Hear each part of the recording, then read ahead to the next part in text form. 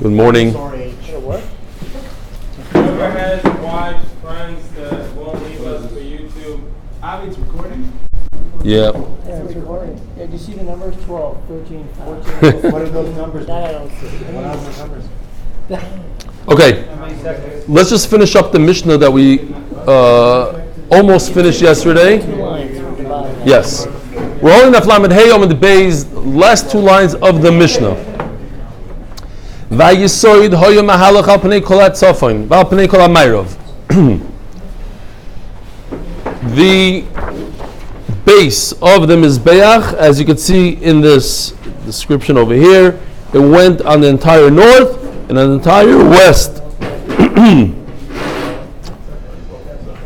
V'oichel ba'adoroim amo achas u'ba'mizroch amo achas. If you notice in all the pictures, it only goes in, it's indented 1 amma, depicted in blue on both sides, but the rest does not have a yisoid. According to some Rishonim, it does have a yisoid, we just don't count it, you can't use it for anything.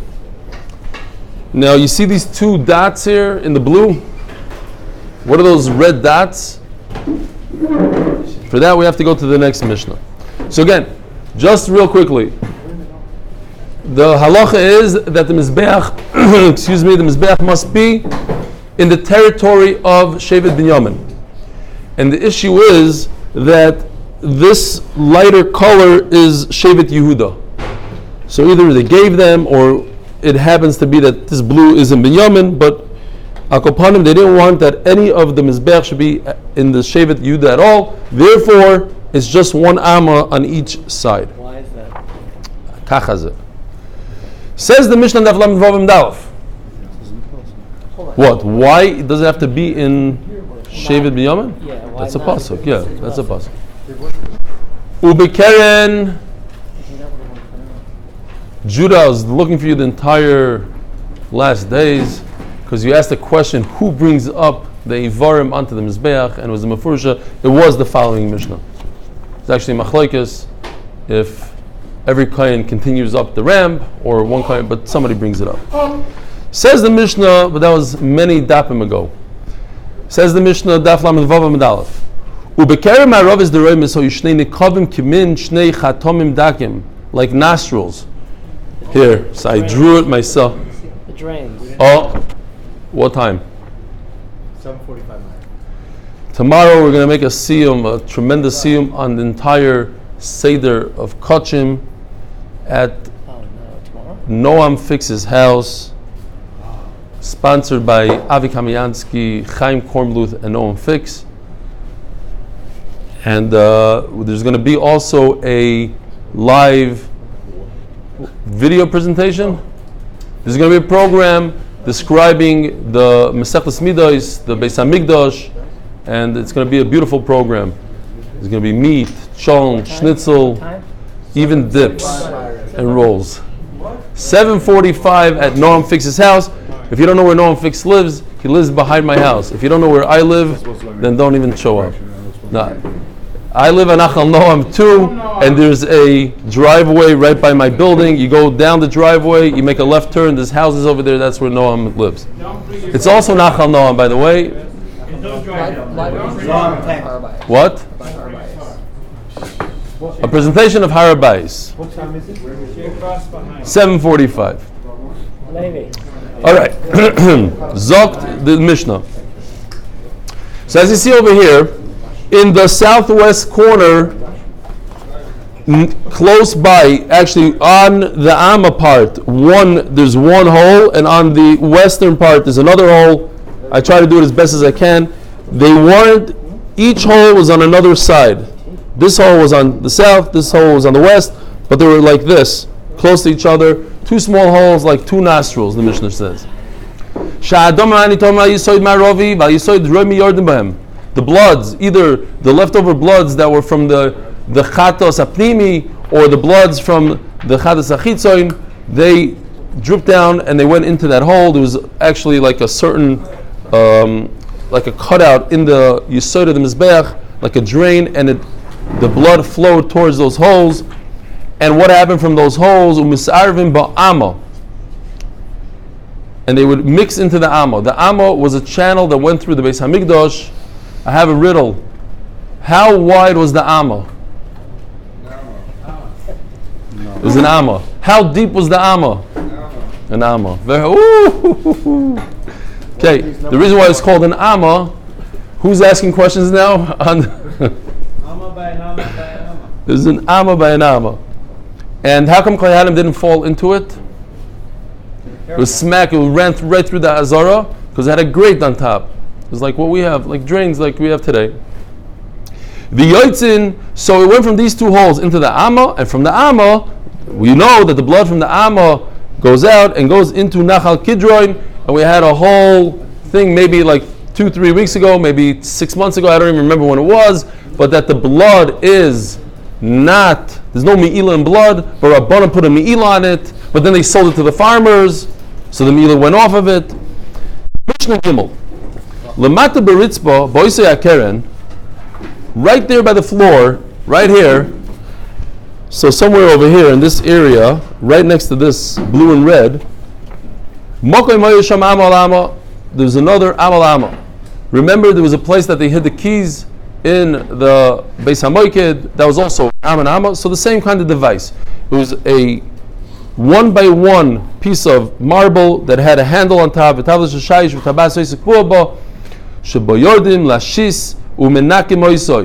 went into this place called the Shis, and they cleaned it out from all the blood, the congealed wine. Right? Hmm? You could remove the top to get in there. Unless you're invisible and you know how to go through without removing it. You have to open it up and go inside. Now we're going to talk about the kevesh. Since you're sitting here, you're in charge. Shkoyach. He's just looking right through it. Okay, here's the ramp. The ramp from this point to the bottom point is how many amas? Says the Mishnah. It was 32 amas from here to there by 16 amas wide. If you see over here, it says Chav Beis, and there's a little window, there's a little opening over there. If there was a chatas oif that was puzzle, they put it in there until there was lina, then they took it out and it was destroyed. Now, what? Little niche. Right over here. No, it wasn't deep. It was only the length of your hand, of your elbow, you put it in. The Mishnah does not discuss these ramps. There was 2 ramps. One that the Kohanim that are over here, let's say by the Kior, they don't have to go all the way around, they could just go up this small ramp. Then there's another ramp. How do you get to the Soivev? Right? So the Soivev is from this side. You go up a ramp here and it ends up on the Soivev.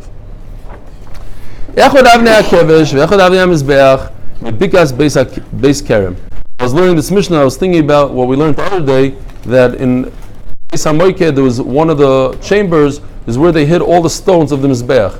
When you read this Mishnah, you understand how difficult it was for them to get one single stone. Imagine tearing down the entire Mizbeach because the Ivanim, the Goyim went and Umakar v'Korban. It was a tremendous sacrifice. Look what it says here. All the stones had to come from Bikas Beis Kerem. V'choyfrim lamatim ibsula. We have an issue. There's 2 halachas when it comes to stones. Halacha number 1, a piece of metal cannot touch the stone. Forget about cutting the stone. If a piece of metal touches a stone, it's puzzle forever. So imagine you build a whole mizbeach, and one of the stones in the bottom, somebody once touched, 300 years before the Beis HaMikdash, somebody touched it, it's puzzle forever, and every carbon that you bring onto the mizbeach is puzzle. And you'd never know about it. You wouldn't know about it. So what do? You have to dig down deep into the ground, or go into the ocean, and remove stones from there. It's a big job. How do you dig? You have to dig with a shovel made out of wood, because if the shovel made out of metal just touches it, negia ba'alma, it becomes puzzle. So this is a pretty difficult job. What? That's just the din in Mizbeach. Anything in the Beis Hamikdash, you can't have metal. But the mizbeach, yeah. It has to be a whole mizbeach, yeah, mizbeach avonim. Can't say everyone, we need subscribers to go back live. You have to click the like button and you have to click the subscribe as many people in this year. that are not Like is one thing, subscribe is another thing. We need another 130 people to go live now. Whoever's in this year, if you can go to YouTube, if you have YouTube, you go to YouTube. They're gonna flag you subscribe. tomorrow. For all you watchers, whoever's Shkoyach. watching, 70 people. We just got another 3 subscribers. We're up to, we only need 127. If you guys don't do it, I'm gonna have to stand in the Makolet again and get another 50 guys like I did last time. About the concert, he was harassing. No, that was for something else. That's for the Amen. I'm saying anybody's account. Okay. In order, just in case you don't understand, in order to live stream live from the Shir, we need 1,000 subscribers. Yesterday we had 1,106. For some reason it dropped down to 870. We don't understand why. We have a few chashashas. There's a guy in the back over there that's very quiet, suspiciously very quiet. He's looking at this Gemara. We don't know. Anyways, it dropped. So for either it's a glitch or there's a good reason, but we need to get back up to 1,000. So if you know people that have YouTube accounts, all they have to do is go to Daf Yomi and click subscribe, and within a few days we'll be back up and running live. What? We lost 227. 200. We lost 237 yesterday. Now we're down to 27. The last 28 days. If anybody has like a Can't pay. People that tshuva, they have subscribed. Okay. Anyways, but how come on your YouTube dashboard it says 1106? It's not updated. I thought that's. It updated back to 870? Yeah. Oh my gosh. Okay. Is it mutter to have YouTube in the house? Contact them. If you have it, then you use it for the right things. We're at 886, 68. That's why you 800. And 68. 73, refresh. Okay. Beseder says the Mishnah. The chayvrim lematim b'psul. You have to get to unmoved dirt. Umevim misham avonim shleimois. You have to bring whole stone shloi hunaf aleim barzel that metal didn't touch it. Shar barzel poizel benegia ubegima lechol davar. And now, if you have a little nick in a stone, a small nick, where you run your nail over it and it bumps, it gets caught in that nick. That's how small the nick is. You're talking about tremendous stones, the size of the kaisel, and you go like this, and if there's a small nick, it's pasul. Psula v'kula n'ksheres. So he psula, it doesn't pasul the homizbech. You just remove that one stone and you replace it with a smooth stone. Says the Mishnah, u'melabdin oison pamayim b'shana, and you add lime to it twice a year. Echad b'Pesach, v'echad b'Chag, once on Pesach and one on Sukkot. That's when people come, so you want it to be nice and fresh. The Rosh points out that either you have to remove a layer because it can't be more than 32 amos, so you remove a layer and you add a layer, or it could be up to 60 amos, and that's why you can just keep on adding layers upon layers. was this to protect it from getting nicked? People that sit next to me can't ask questions until we're a half hour into the shir. That's the new rule. V'eichol pa'machas b'Pesach. And they put lime. It's not fair to the other guys. We're hogging all the kashas. You and you, whatever. You be quiet. You're good. You're a good boy today. Why is it smooth? Is it? Yeah. The heichal b'machas b'Pesach, and the heichal they only limed it up once a year. Rebbe Omer kol erev Shabbos. Rebbe says no. They didn't add a whole layer of lime. Every Friday, melabdin so they took b'mapa. They took a shmata and they wiped down all the blood. Now when you do lime, you use a trowel. A trowel is made out of metal. Problem: if the trowel touches the mizbeach, it's all over. Shema yigav yifsol. Shar barzel nivra lekatz yom shel adam. And now the Mishnah goes to explain sort of what the Torah says. Metal can be used to kill. You can make a bullet out of it. You can make a sword out of it. The Mishnah is pointing out mizbeach is there to lengthen people's life. So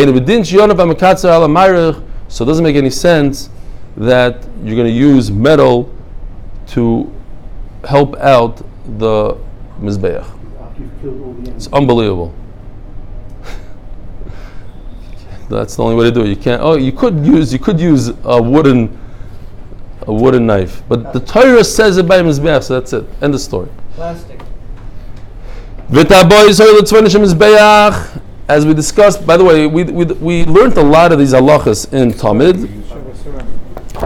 The tabois were right over here. The rings that I forgot who was Yochanan Kohen Gadol instituted to make it easier, and there were 24 rings, one for each mishmar. How were they set up? Shishas Dorim Shel Arba Arba. It was 4 times 6. V'yeshoimrim Arba Shel Sheish Sheish, or 6 times 4, 4 times 6. Either way, there was 24. Shalem Sheichadim Sakochim. Beis HaMidbachayim Hoylitz Vanishim Mizbeach. This whole area called Beis HaMidbachayim, where they shechted and they removed the hide and they did everything else, is called Beis HaMidbachayim. It's north of the Mizbeach. Here's the Mizbeach. It's north of the Mizbeach. V'alav Shmoina Amudim Nanosim. Remember this picture? Tamid Daf Lamed. We learned this already. 4 shorties. We said they were vertically challenged beams made out of granite, and on top of that was cedar.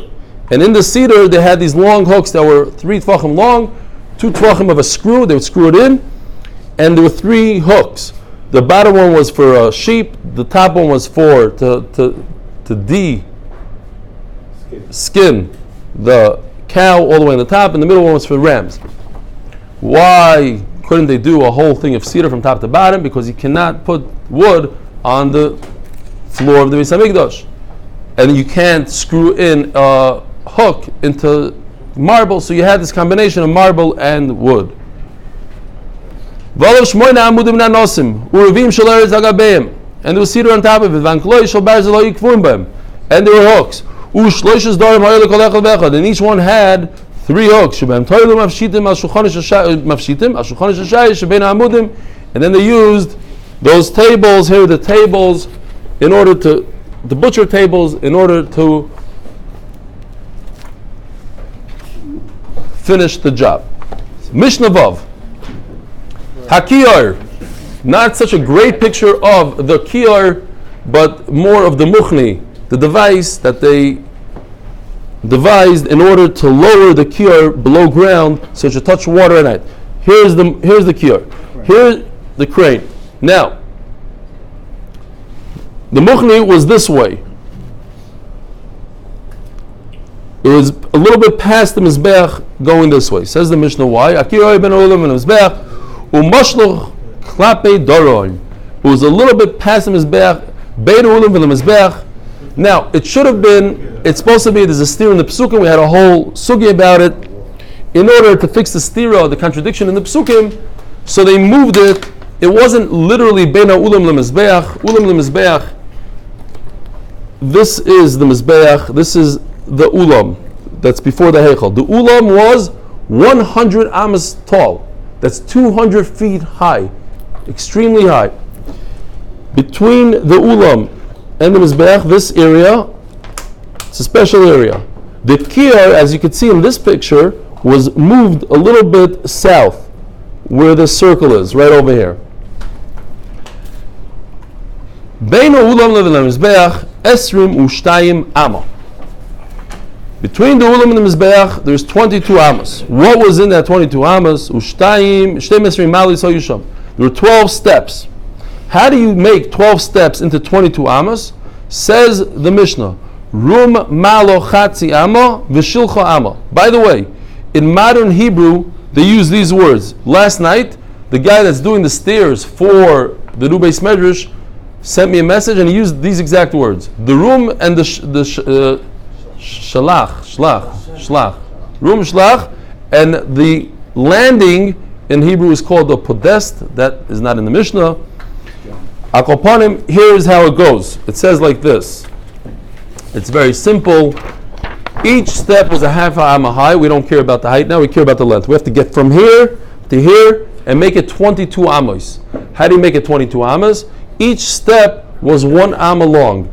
So if you have 4 steps, that's 4 amas, plus a 3 amma podest or landing. You have a total, it's 3 plus 3 steps, and this, 4 plus 3, total of 7 amos.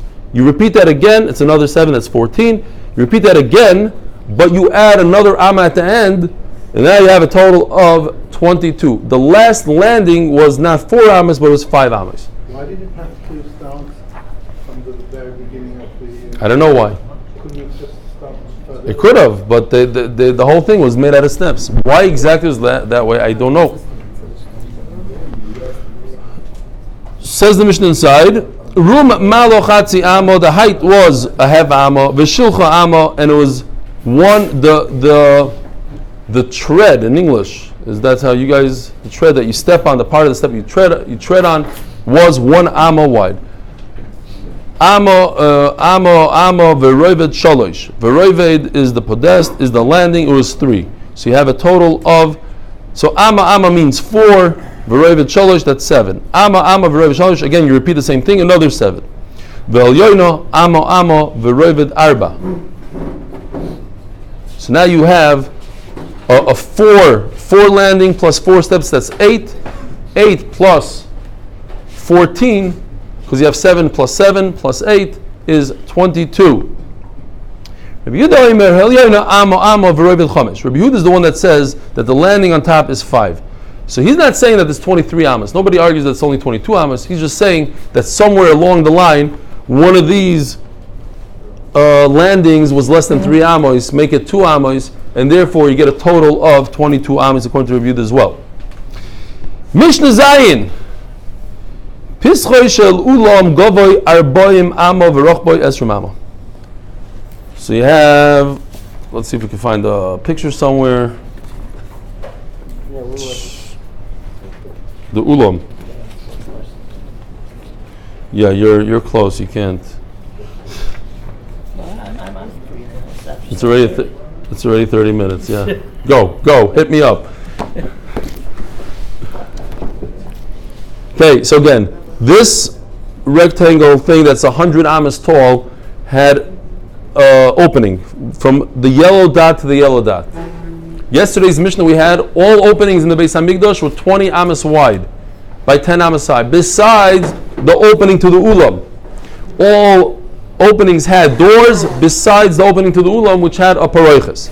How wide was this? As you could see, this is right over here. I don't know if you could see well, but this opening right here is the opening to the heichal. You could see that's it's half the size of between yellow to yellow. Says the Mishnah,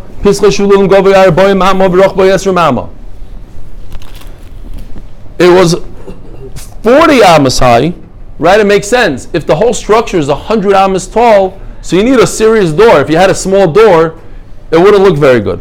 So you had a 40 amma tall door, by 20 amas wide. Don't expect you to understand what that means, but basically it had decorative beams made out of cedar on top of it that looked like this. There's 5 decorative beams. Each beam, if this is the width of the door, this beam came out 1 amma on this side, 1 amma on this side. So now we have 2 ammas that it's wider than the door. The following beam was 1 amma wider than the beam below it. In other words, if you have 5 beams, the top beam was 5 ammas to the left wider than the door, and 5 ammas to the right wider than the door. In between each beam, there were stones. The white stone. So it's beam, stone, etc. Is that one on top of the other or offset? Yeah, one on top of the other, exactly like this. Yeah. Ooh, maybe we should try to do that in the new base medrash. That's the first. Everybody take a picture. We need a picture. Okay. If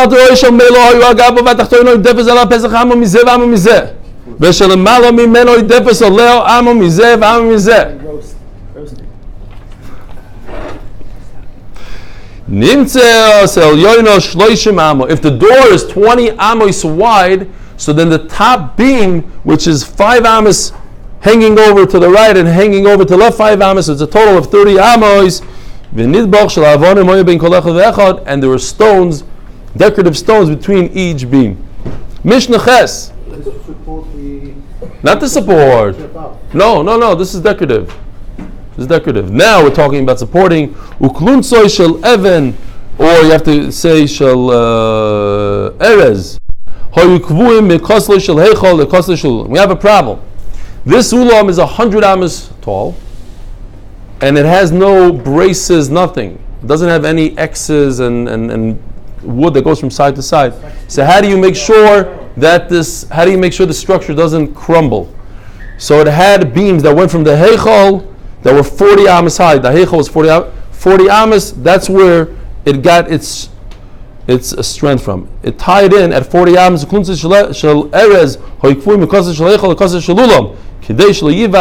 It shouldn't buckle under.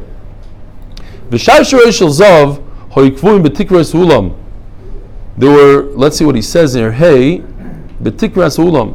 That's very interesting because the ulam, the tikra of the ulam was 100 amas high. So that means there was golden chains that are 100 amas. That's like $1 million worth of gold, so that people could climb up these chains. There were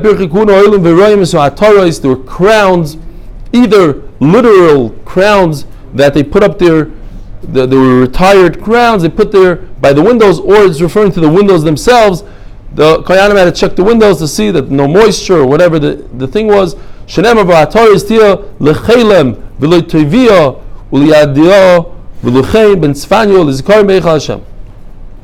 We had this Gemara when the Gemara is talking about exaggerations.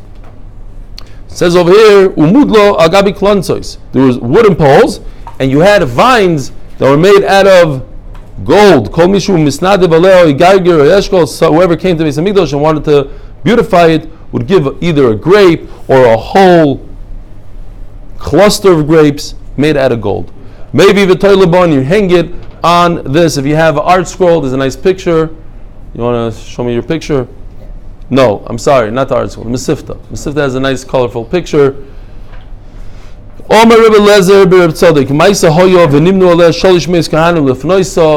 needed 300 kohanim to remove it, and we said anytime it says 300, it could be an exaggeration.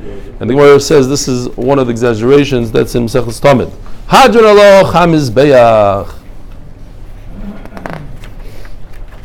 Says the Mishnah. Pischoi shel heichol govoy. You have any questions? Rabbi, say any questions? Yes. These stones, which Yeah. weren't an actual tucked of metal, have you been in the tunnels of the Habayis? Yeah. Massive stones and only with wood. They couldn't use any metal. It's 40 meter long one block. right, but that wasn't the mizbeach. That was the wall. The difference. Isn't there this, And how they moved it there. It's all shilas, all big shilas. Without trucks, they had 100 and Shlomo Melech had 150,000 forced laborers that helped him build the Beis Hamikdash. So it kind of explains, right? I don't know what they used the shamir for. Yeah, for what? But they cut. That was for the mizbeach, I think, because you couldn't use metal. But at the other walls, maybe they could. Yes, we have plenty of time. Steps. You're fascinated by the ulam steps. No, everywhere. Not Yeah. steps all over. Yeah. I remember from school that we learned that the Mizbeach had to have a ramp without steps, so people shouldn't reveal their Right. person. And here, everywhere you go, steps, more steps, and big. And high steps. No, that was only in the mizbeach. It says that you can't reveal. That the pasuk talks about the mizbeach. Up to the Eichel, to the Mizbeach Hazor, that's okay. I don't know. Apparently so. be around, right? Another question. Oh, Why did they want you weren't sleeping before, right? You were just thinking and learning. Okay. Yeah. I just had to make sure. Yeah. Why did they want to take this gold off the thing? What did they have to remove? Well, they used it for the Bedek HaBayis, anyways. Okay. So what's your pshat? I mean, people donated it. You could either donate cash and put it in the box, or you donate gold and hang it. But they needed it. They used it for Bedek HaBayis. That for sure they used it for Bedek HaBayis. But what's your pshat? Why did they wait so long? Yeah. It's just trying to say how much there was there, but they didn't actually take it off. You're saying that they left it there. Stam, people donated to beautify the Beis Hamikdash. Okay, say it. Pischoi shel heichol govoy esrim amo. Now, by the way, how long the ramp was, I told you the Maisa. I once went to one of my properties, and I couldn't believe my eyes. This guy, he still works for me. He's very, I don't want to say the word in English, it's not a nice word. He's in a box. Like everything. So a guy, they're very strict in America with handicapped and things like that. So a handicapped came to rent an apartment apparently. I asked him, I come into the property, from the entrance of the building, we own the whole the properties out, like whatever. You can do whatever you want there. He built a ramp that's literally 60 feet long. It just went and went because there's a certain the rise could only go every foot. You could only rise X amount. And the guy came to rent an apartment. They said, I have to rent him. I can't say no because of all the guidelines. It's not really true. You don't have to build a $100,000 ramp, but he built this crazy ramp that all the rent of the year wouldn't pay for this ramp. Just kept on going and going and going, just whatever. But how long was the Mizbech? The Mizbech also had a certain rise. Forgot the exact measurement. I think if you measure from the bottom of the ramp to the top of the ramp, we said the ramp on the bottom was 32, but on the top was 33. That was the rise. It was a very slow rise because people had to carry the heavy behemoths, etc. Now we're going to the entrance, this entrance right over here. We discussed these steps, 22 amos worth of steps. The width of this door is 40 amos. The height is 40, the width is 20. And now we're going to this door. This is a regular Pesach, like all other, that the height is 20 by 10. It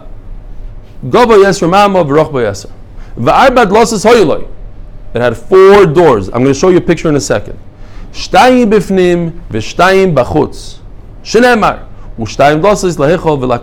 a question here. Why does it say there should be 2 doors for the Heichal and the Kodesh? The Heichal is Kodesh, so it comes to teach us that it's 2 times 2. So let's look at the picture for a second and get a better understanding of what's going on here. This is yours. Here. This is from the art scroll, taken with permission from the Heritage Foundation art scroll.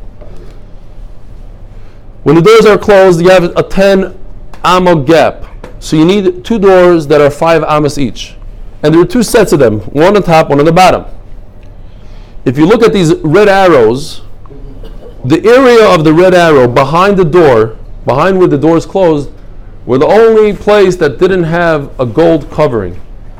They were bare. So, you say top and bottom or back and front? 745. What? You just said there was 10 on top and bottom. No, the 20 amos was top to bottom, 10 amos wide. The width was 10 amos wide. So back to front, between the 2 sets of doors is 10 amos. From here to here, this is the width of the doorway. People walked in this way. The width is 10 amos. Each door had to be 5 amos. But there's 2 sets. This is the entrance to the Heichal. You're going into the Heichal, it's very wide. Okay, 6 amos wide. So you have 2 sets of doors. When the doors opened, this set of doors on a hinge opened into the Heichal, and this set of doors just opened and closed the doorway. Why? It concealed the raw material that was behind where these red arrows are. Over here, everything was plated in gold besides these areas. So you had to close the door, and nobody could see that it's not. Why they did it like that, I don't know. They weren't trying to save money on gold, but that's how. Well, that's over here on these squares. What do you need? Why does this area? So what? Hey, you could do whatever you want to be Mikdash. Here it is in the closed position, like this. When the doors were closed, they covered. When they're completely open, they completely covered the walls. That's the Tanakama Shita in the doors. To cover the width and the thickness of the wall, of the mashkoif, of the frame. And the inner ones opened up into the heichal. To cover what's behind the doors. The entire heichal was covered in gold. Chutz ma'acharad lasois. Rabbi Yehuda Omer. Doors always open, right? What? Doors always open. No, they close them every night. The Kohen, here, we're going to get there. Remember when the Kohen went in, he snuck in. Rabbi Yehuda Omer b'soicha pesach hayu oimdois. Rabbi Yehuda is mechulik, and he says, no. The 2 sets of doors opened up to the same place. And he says we're talking about bifold doors. My least favorite thing. I have a pet peeve against this. I refuse to put these in any of my apartments. These are the worst things you could possibly buy in nowadays. In those days, I don't know what they did. They always come off the track. Do not buy a bifold door. Do not. Oh, he's shaking his head. He knows what I'm talking about. When you have those laundry things, one is higher than the other, and it's a terrible, terrible idea. They do it for closets. Remove them right away. Do me a favor and just put in nice mirror doors. Fine. Anyways, but in the Beis Hamikdash they had bifold doors according to Rabbi Yehuda. I can understand the Tanakh 100%. There's no such thing as bifold doors in the Beis Hamikdash. But Rabbi Yehuda says there was. And they both folded into the same area between the doorway. And when they were folded, they looked like this. So it didn't come to cover this area over here. They folded into here. Okay? That's what he says. So each door was 2.5 amos. Each part of the bifold was 2.5 amos. Times 2 is 5 amos. Times 4 is 10 amos. And it covered the doorway. It reduces the width of the How? Because we have two thicknesses of doors rather than one thickness. Once if there's 10 amos going across, Yeah. and each door, let's say, is a quarter of an amma, Yeah. two bifolding is another half. Oh, it reduced the thickness of this opening. Yeah. Yes. I don't think there's a measurement of it, but yeah. You got about 4 minutes. Don't forget, Seder. Let's go weiter. from the Ha'azesim, Yeah. you look past the Mizbeach into And Hecha. Yeah, but you don't have to go, yeah, okay, fine. I don't understand, because the difference over there is the fact that it wasn't totally flush. If you look at the bottom picture, you'll see that. Right. You still had the corners where the actual mashkef was, where the actual wood that held the hinges and everything. Right. Yes. That I don't think he talks about that. I don't think maybe he's mechulik on that. Or maybe we don't care. Zeichel Churban. I don't know. I have no idea. But he doesn't talk about it. Rebbe doesn't talk about the Zav. It's a good point, but he doesn't discuss it. He's not bothered by it. Ukemin is Turamito Hoyu. I wouldn't know what that means unless there was like an art scroll or something. V'nikpalo is lachareim, and they fold. Elu shtei amo is umechza, v'elu shtei amo is umechza. Each one is 2.5 amo. Chetzi amo mezuzah mikan, v'chatzi amo umezuzah mikan. Shenemar u'shtayim dlosos ladlosos, and each door had 2. Shtayim musavos dlosos, and they folded. Shtayim ladelas echos, u'shtei dlosos lacheres. Says the Mishnah, another Mishnah. U'shnei pishposhim hoyu leil shara gadol. We had this in Talmud Daf Lamed as well. This is Shara Gadol. It's called Shara Gadol.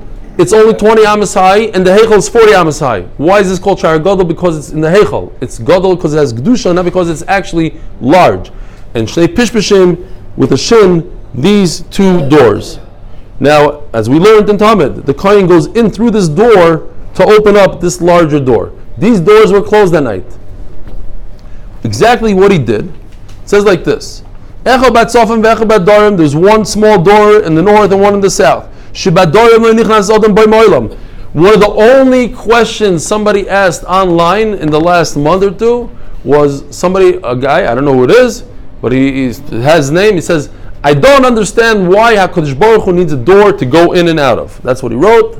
I don't know how to answer him. If somebody has a good answer. HaKadosh Baruch Hu's door is right over here. What? Okay. It's symbolic. Very good. Thank you. Very good. So you can answer him online. It's a very good point. He's asking about the door, you're asking about the house. Mayadik, Yisachar. Okay. So anyways, HaKadosh Baruch Hu uses this door, so to speak. Therefore, it's not proper for a human being to go through it, and it's a mefurish pasuk. It should be closed. It's closed, yet HaKadosh Baruch Hu knows how to go through a closed door. Maybe that was his question. If it's closed and HaKadosh Baruch Hu go through, so why does he need a door? Let him go through the brick. Like, what does the door help him with the hinges and everything if he just goes through it anyways?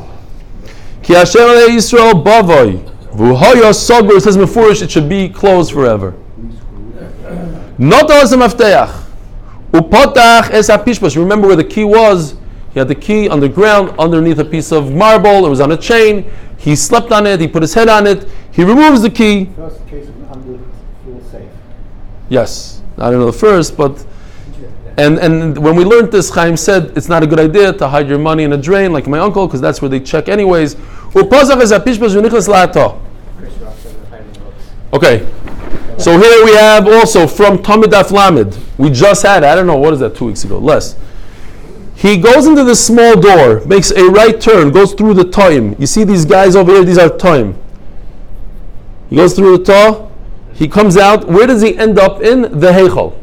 He ends up in the Heichal, and now, I don't know if you remember, he went Beis HaShechi. How did he open the door? He had 2 locks. One that he had to put his hand in all the way up until his underarm, and he kind of opened up the lock in a tricky way. It was hard to open up. And then he had another lock, he just opened up like that. So one shita is, it went with the blue. He followed the blue course through the maze. He goes in here, comes in here. Where does it end up? In the Heichal. Very important. The next shita is, it's the red line. He goes in here, goes right through the wall, ends up between the 2 sets of doors. Big nafkemina that he doesn't have to go into the Heichal for no reason. How's he walk through the wall? Hold on, it was carved out for him. He went